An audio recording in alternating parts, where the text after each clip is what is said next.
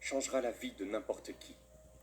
Il y a un proverbe qui dit « Celui qui travaille sa terre aura l'abondance.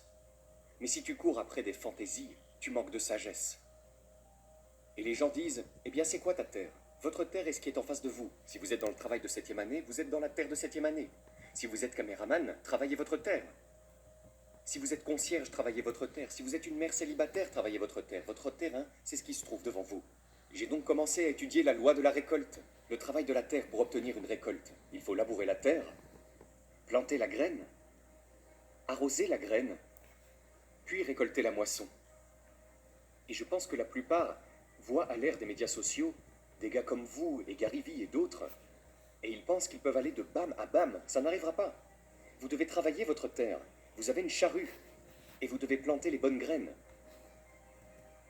Vous voyez, si nous revenons à votre vie, quelque part, d'une manière ou d'une autre, vous avez planté de bonnes graines. Et une fois, si je parle d'Oprah de temps en temps, parce que je l'aime, c'est ma vraie sœur. Nous étions juste elle et moi dans son jardin, et elle m'a dit « J'aime travailler ma terre, parce que j'ai planté les bonnes foutues graines. »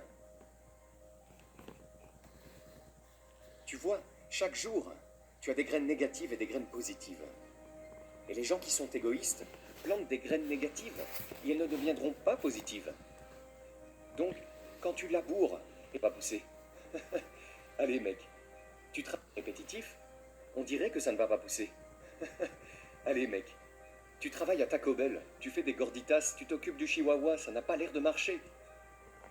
Et tout d'un coup, le jour de paix arrive, et la récolte commence à pousser. Vous savez, ce concept de graines, c'est comme si vous aviez un sac de graines chaque jour et que vous aviez une plante, de bonnes graines ou des graines négatives. C'est intéressant. Et j'aime ce que vous dites sur le fait d'arroser, c'est la répétition. Une fois que les gens comprennent cela, je pense que le jeu entier se débloque pour eux. Et quand j'ai lu l'histoire du bambou, j'ai trouvé ça vraiment intéressant. Donc le bambou, une graine plantée pendant 5 ans et on dirait que rien ne se passe. Mais développer cette énorme boule de racines sous le sol prend 5 ans. Et puis en quelque chose comme 3 semaines, cela va pousser de 10 mètres au-dessus du sol. C'est fou. Mais il faut avoir planté la graine, l'avoir arrosée pendant 5 ans, en sachant que cette répétition portera ses fruits. Oui, excellente illustration. Et à ce moment-là, quelle que soit votre spiritualité, vous devez marcher par la foi et non par la vue. Votre cerveau est divisé en 2 moitiés. Le positif et le négatif, le bien et le mal. Il ne fonctionne sur rien d'autre. Il n'y a pas de terrain neutre dans votre cerveau. C'est soit positif et bon, soit négatif et mauvais. Chaque moitié de votre cerveau a des millions d'ouvriers de chaque côté. Vous avez 1 million d'ouvriers du côté positif, vous avez 1 million d'ouvriers du côté négatif. Au premier rang de chacune de ces usines, dans votre cerveau, se trouve un contremaître. Vous avez le contremaître positif et vous avez le contremaître négatif. Vous êtes le responsable. Vous êtes le patron de l'usine. Laissez-moi vous montrer comment ça marche. Vous avez une télécommande. Vous allez chez vous ce soir et vous appuyez sur ce bouton d'alimentation. Et vous l'appuyez. Quand vous la pointez sur la télé, qu'attendez-vous à ce qu'il se passe? Vous vous attendez à ce que la télé s'allume.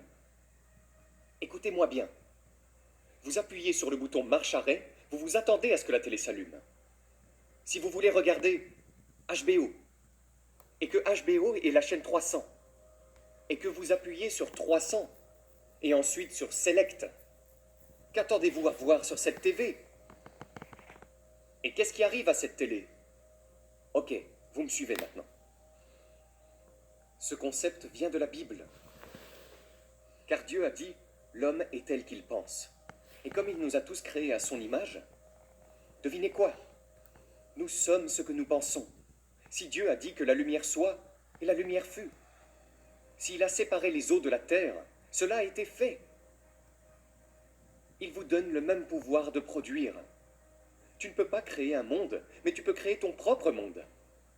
Et maintenant, puisque votre cerveau est en 2 parties, laissez-moi vous montrer comment cela fonctionne. Vous vous réveillez le matin et vous vous dites « Mec, je ne me sens pas moi-même aujourd'hui. Je me suis levé du mauvais côté du lit. Je ne suis pas matinal. Le contremaître négatif s'occupe de ça. Il se met en avant et il va vous dire « Qu'est-ce que vous avez dit ?» Vous dites que je me suis réveillé du mauvais côté du lit un mauvais jour, je ne suis pas moi-même, je ne suis pas matinal. Et il va vous dire « Vous pensez bien ?» Et il dira à ces millions d'ouvriers « Le patron vient de se réveiller, il a dit qu'il n'est pas matinal, il va avoir une mauvaise journée et il ne se sent pas lui-même. Mettons-nous au travail !» Les millions de travailleurs de l'usine commencent à produire des pensées pour justifier ce que vous venez de dire. Et maintenant, devinez quoi? Mec, je déteste que mon réveil ait sonné ce matin. Je dois sortir d'ici, dans ce trafic. Je vais conduire jusqu'ici aujourd'hui. Je n'aime pas ces gens à mon travail. Je ne supporte pas d'être confiant et d'être à ce boulot. J'aimerais bien avoir une nouvelle voiture, mais je conduis cette voiture en mauvais état. Et ainsi de suite, et ainsi de suite. Votre journée commence à se transformer en ce que vous avez commandé au début de la journée. Vous pourriez vous réveiller le matin et vous dire « Vous savez quoi? Aujourd'hui va être un grand jour. Je m'attends à ce que quelque chose de vraiment bien se passe pour moi aujourd'hui. Merci Seigneur de m'avoir réveillé ce matin. » Alors là, le contremaître positif va dire « Qu'est-ce que t'as dit? Tu dis que je passe une super journée aujourd'hui? Je m'attends à ce que quelque chose de bien m'arrive aujourd'hui. Merci Seigneur de m'avoir réveillé. » Le contremaître positif va se retourner et dire à ces millions d'ouvriers « Laissez-moi avoir votre attention. Steve passe une excellente journée aujourd'hui. Il s'attend à ce que des choses merveilleuses se produisent. Et les gars, c'est parti !» Et il commence à produire des pensées.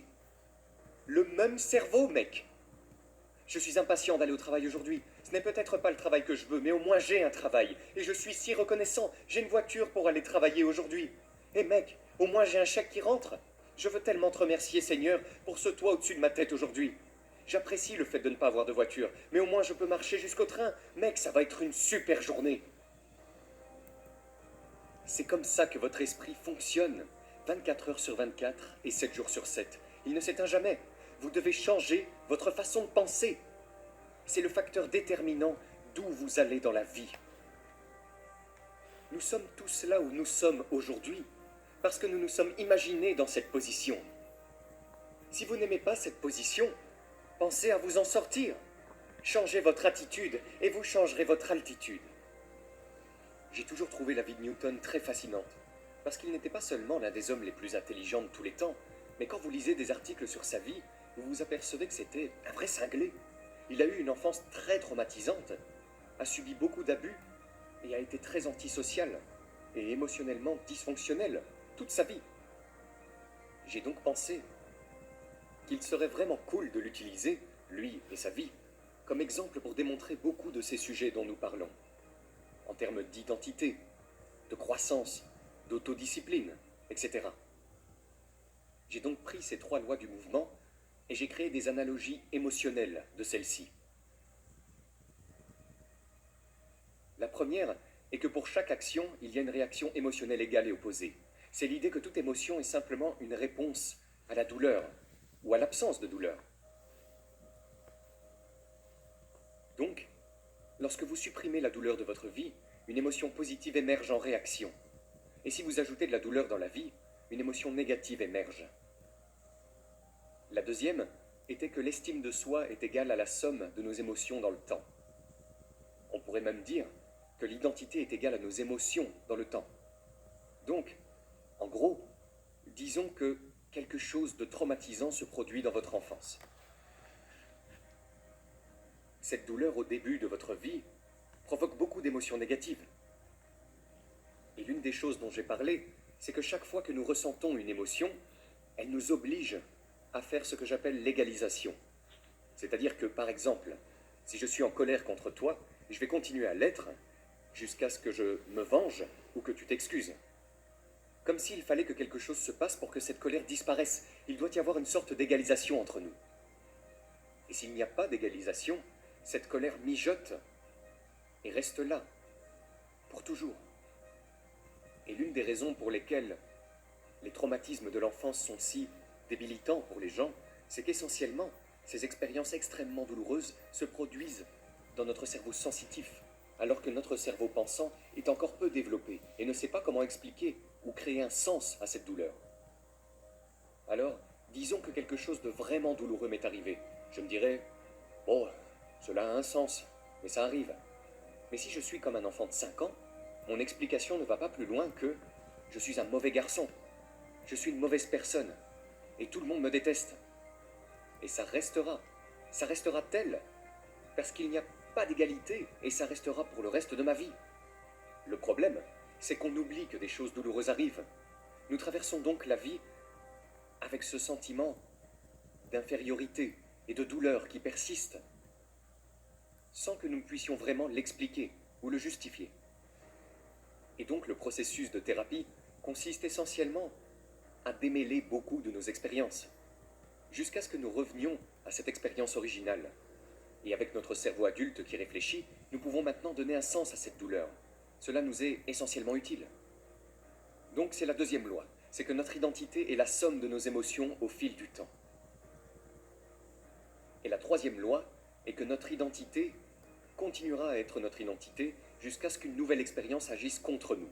Donc pour reprendre l'exemple de l'école de musique, j'étais musicien, je me présentais comme un musicien. Et puis je suis arrivé au deuxième semestre de l'école de musique, et on m'a botté. Et soudain je me suis dit, ah merde, je ne suis plus un musicien. Et maintenant je dois aller me chercher ailleurs. C'est comme, je ne suis pas un musicien, je ne sais pas ce que je suis. Mais il a fallu une nouvelle expérience contraire pour créer ce changement en moi. Et c'est pourquoi le changement d'identité, par définition, doit être douloureux et inconfortable. Parce que si ce n'est pas douloureux ou inconfortable, rien ne change.